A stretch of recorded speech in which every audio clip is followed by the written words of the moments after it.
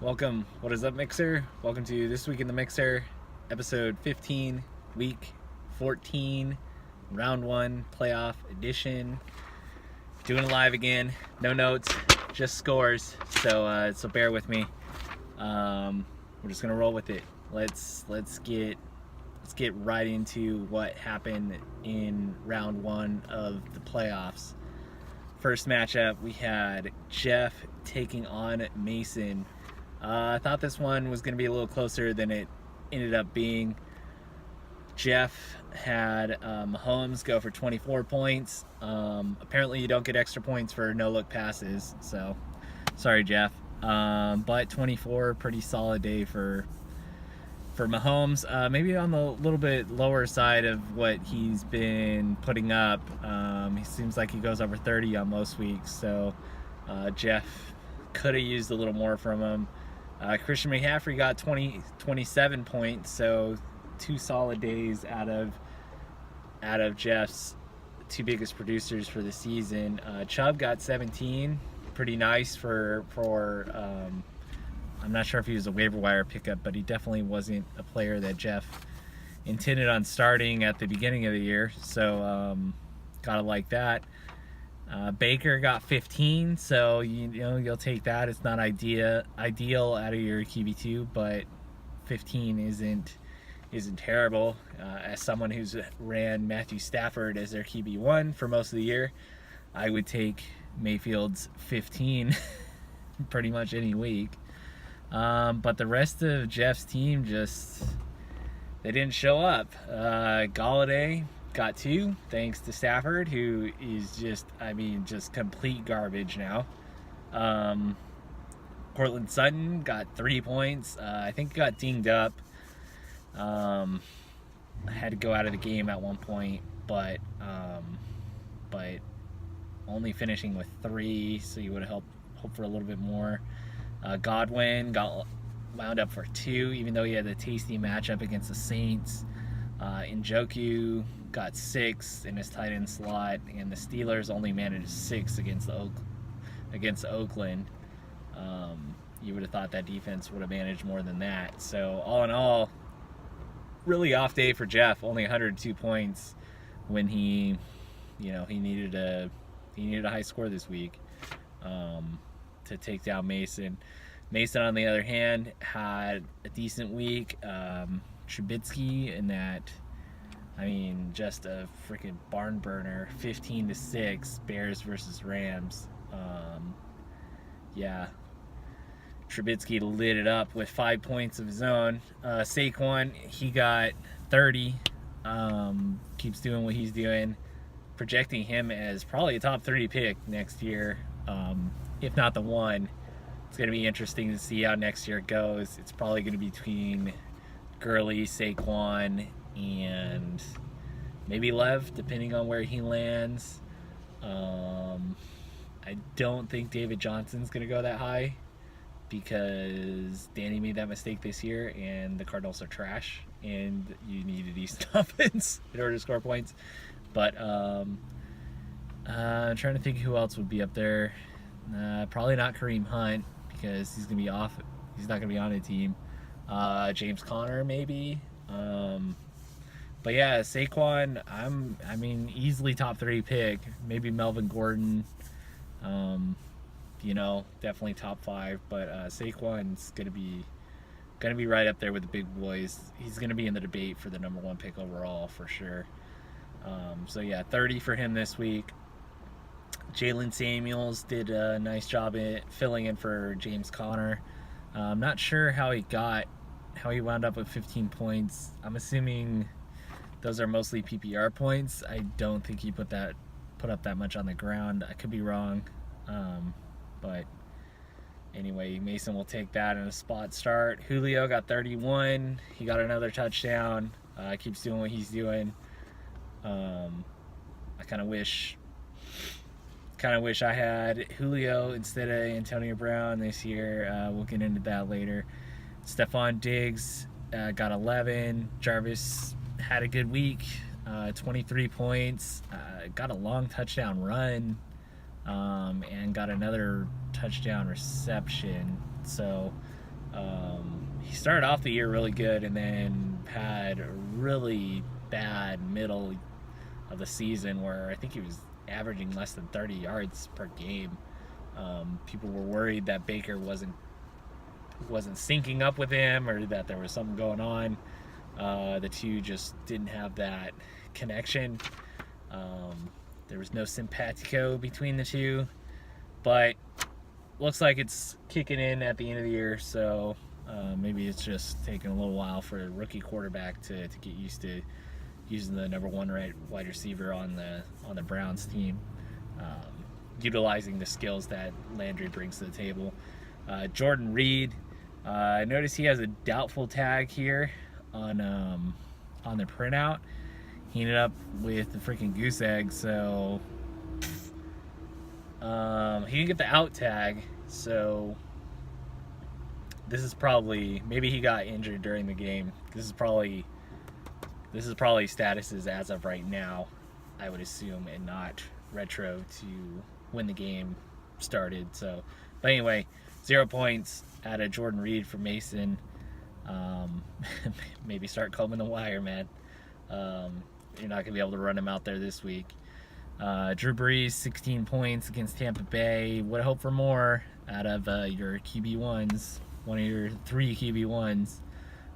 Looks like you had a QB 3.5 with Trubisky. I wouldn't even give him that. Like a QB 5.5, and then Brees is like a decent QB2 with those 16 points. But hey, you got by, which is more than I can say for myself. Bills chipped in with 4 points, didn't really matter. Mason wins 135-102, takes care of Jeff handily. It was kind of a snoozer, this one. Jeff's gonna have to try again next year. He's consistently in the playoffs. I don't believe he's made a final yet. He's made the semis. I think I beat him the year I won the Dirk. I think I beat him in the semis, but I'm not entirely sure. But I believe he's made the semis before. So sorry, Jeff, but congrats to Mason. Moving on to the semifinals, he will take on Matt in that semifinal matchup. That should be a good one. Next up, we have Anthony versus myself. This is a pretty good game. I wasn't scoreboard watching, thank God. It sounds like Anthony wasn't either. The tilt's just too much. I don't know if it's my old age, too much. Happy birthday to myself, by the way. Thank you guys for all the birthday wishes. Really appreciate it. I think maybe the emotion that I had towards like the Chargers, that I still root for them, but not as much. I don't live or die with them anymore. When they win, I'm not like on a high the whole week like I used to be. When they lose, I'm definitely not upset like I used to be. I can laugh about it when they lose. It's a much better attitude to have. Kind of adopting that with a lot of my teams nowadays, but with fantasy, man, I can't handle it. I don't know what it is. I can't look at my opponents, who they have, because every time their players score, it just brings me down. Maybe, and it also has to do with the Monday to Fridays work week. It's just a real bummer to have your fantasy team not doing too well on a Sunday. Just the Sunday scary start to kick in. Then you get that 60 minutes freaking stopwatch thing. That's the worst. But anyway, so that's my philosophy behind it. It kind of stinks because I can't ride the ups and downs in chat, but it just works out better for my mental health. And if any of you out there in the mixer are struggling with tilting your fantasy matchups, I recommend this. Maybe I'll start selling tablets. I'll start pushing commercials, infomercials with all the disclaimers during the Sunday football games. $1 million idea. It should go on Shark Tank. If you have adverse reactions to fantasy football scoreboard watching, maybe just don't look at your opponent's scores. adopt RC14's 12-step program.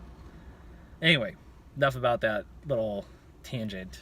We'll get into this matchup. So, heading into this, I felt I had a decent chance. Some of my guys had good matchups. Anthony's team had been on a little bit of a slide lately. I had the Team of Destiny thing working for me. I had been getting some help. I mean, I had one of the lowest scoring teams in the league, but made it in on record somehow. My dead dog Charlie was helping me out all year. Just needed a little bit of that magic from Beyond the Grave to get me over this week, and then one more win, and then I was in the championship, and then anything could happen.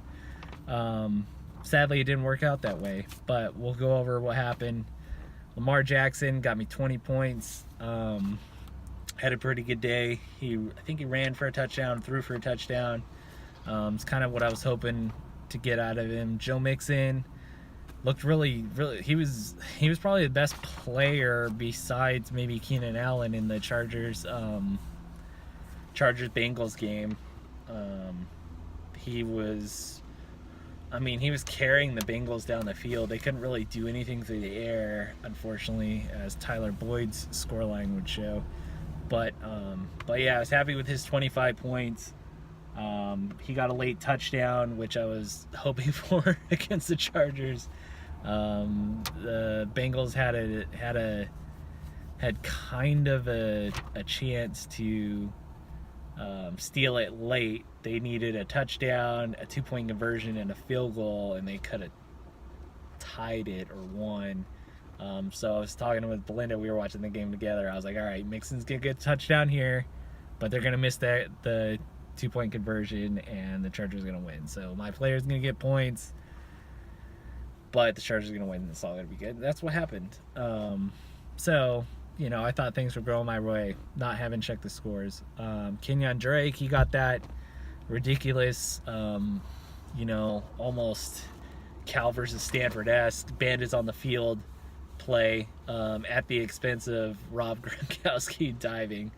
And if anything sums up my 2018 FC Wine Mixer campaign, it would be the image of Kenyon Drake holding the ball up while scoring, while Gronk is like faceplant diving for that missed tackle. So like the highs and the lows at the same time. So yeah, I celebrated that play. Little did I know Anthony had Tannehill, and apparently that's a passing play. So all of that is receiving yards, which I think is bullshit. Not just I don't even think the points difference here, it wouldn't have mattered in the outcome of the game. Well, maybe if you take the touchdown away, but in my opinion, it should be receiving yards up until the initial receiver laterals the ball, and then it becomes a rush after that. And then the next player who gets it, it's all just rushing yards after that, and it's a rushing touchdown. In my opinion, that's how it should be scored. Not sure why the statisticians do it the way they do. I'm sure there's some reason behind it. Maybe it's Archie Manning wanting to boost Eli and Peyton's numbers somehow, since he's part of the NFL quarterback Illuminati. But yeah, it's just a weird scoring quirk that I don't really agree with the logic on. Totally not based on this result. It might be a little bit, but yeah, I think that's bullshit the way the scoring system is.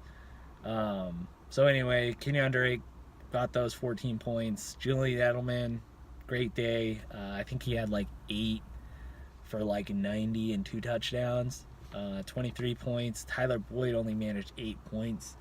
Was really good, but the Chargers secondary did a good job of controlling the passing game. And even though Boyd, when the ball was thrown his way, he was making good catches, they the Bengals just couldn't get anything done in the air. Gronk is back, just a little too late. He got 25 points and a touchdown. Josh Allen, rocket arm, rocket legs apparently too. 21 points, went over 100 on the ground for the second straight week. He's the first quarterback to do that since the 60s. Michael Vick never did that, apparently.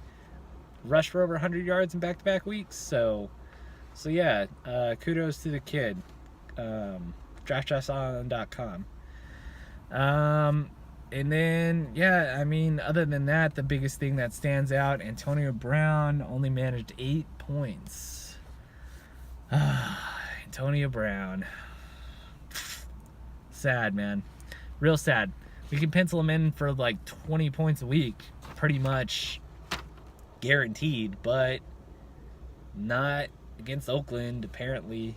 I know Big Ben has those home road splits, but usually Antonio Brown is matchup proof, and I'm pretty sure Juju got a touchdown, so I don't know what's going on there. AB, I still think he's the best receiver in the league. It might just be a case of Juju is just good enough that Big Ben's just throwing it to Juju when they're blanketing AB. I'm not exactly sure. You know, it's not like I watch the all 22 or anything. I'm not some, you know, high-level detailed NFL analyst, but it's just really disappointing to have my number one pick manage 8 points when I needed him most, and the rest of my team finally producing to what they were capable of. You know. All right. Now that I've rambled on for too long about my team, we'll get into Anthony's team. Matt Ryan, 23 points. He played like shit. Julio bailed him out, but 23 points. Anthony will take it. Todd Gurley played like shit. He got 8 points. Lamar Miller is a shitty player, but he got 15 points. Tyreek Hill is a monster, got hurt, got some ridiculous plays. Despite his heel looking like shit, he got 22 points. Allen Robinson played in a shitty game, managed 9 points.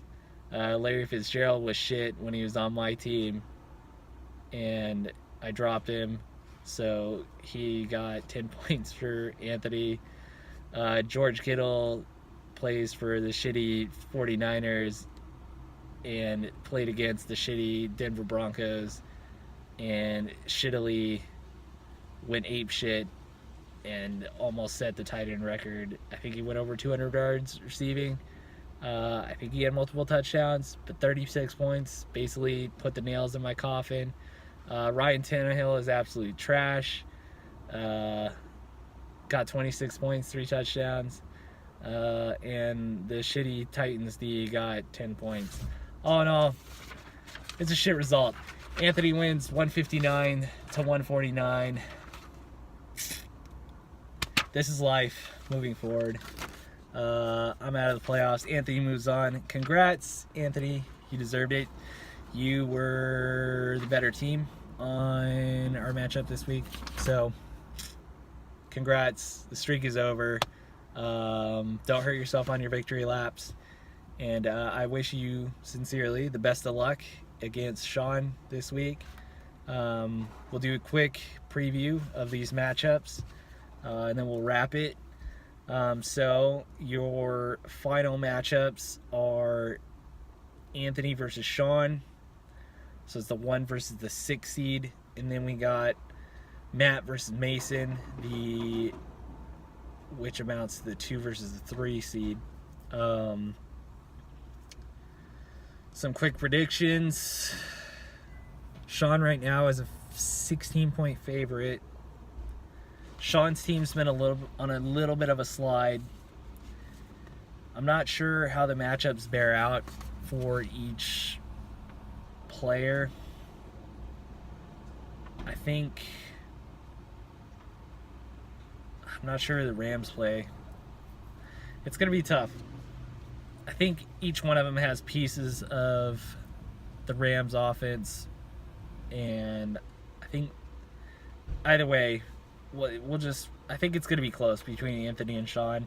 Gonna probably give the nod to Sean just because his team's been putting up so many points this year. Anthony's team's been on a little bit of a backslide of late. Specifically, Gurley just hasn't been getting it done lately. And he's a big piece of Anthony's team, so we'll see how that goes. But I mean, likewise, you could say the same about Kamara. So it'll be a close one. I'll pick Anthony to cover the 16-point spread, but I think Sean's gonna eke it out. Next we got Matt versus Mason. This should be a good one. It's a 3-point line right now with Mason the favorite.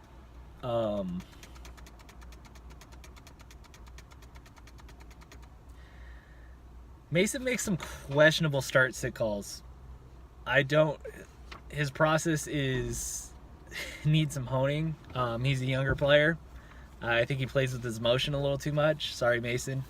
Matt can make those calls too. He'll play the hot hand that may not be the best process play call, but he definitely has a little bit more experience on Mason. So, I mean, which way do we see this one going? It's going to be close. Sadly, I can't see Mason winning 2 straight in a knockout format. So, I mean, it pains me to say it, but I think Matt's going to make it because we can't have good things. I can't have good things. I know that for damn sure. So we're looking at a Matt versus Sean final, and the fraud Sean maybe taking the title. I don't know. We'll see. But that's it. I got to get back, guys. Thanks for watching all of these. A very Merry Christmas to all of you. Matt, Happy Kwanzaa. Do we have any Jewish people? I don't think so. But Happy Hanukkah to any of the Old Testament followers out there. And yeah, that's it for week 14, episode 15. See you guys next week. Let's get it.